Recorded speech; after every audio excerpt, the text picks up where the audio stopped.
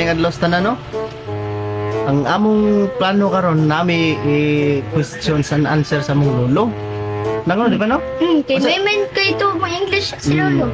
Kasi itong ato ipungtanan niya kanang mga about sa mga English ba o Bisaya ug Translation, English mga translation. translation. So kani ko nak mao sa niya akong mga kontrabida nga plan. So karon ang amor pong lolo ang among kabuangan. So what's up? A few moments later. Sa English kahoy.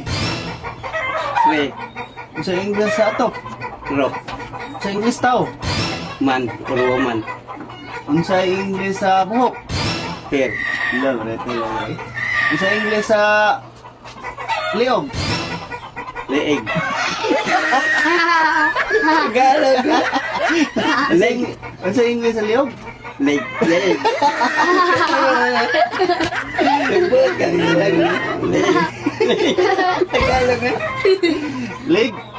Leg day ang English sa liog day leg. Leg. Sa English sa Kuman, sa bukid. mountain, Baita, oy. Sa English sa agtang. kuan, agdang, Ah. like for example, Rachel. Agtang. Napadagag right Sa ko no. agtang. Sa ba English? Agtang, Mm. wala wail, ako kaligala. Wail eh. Wail.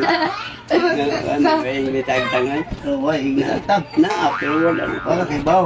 Absent ka na sa una. Tingnan eh. Kaya na, Karon. kaya na. Wa mo kakatubag sa agtang no. Wala. Sa may English sa Suman, diri suwang. suwang, Hmm. suwang, simod.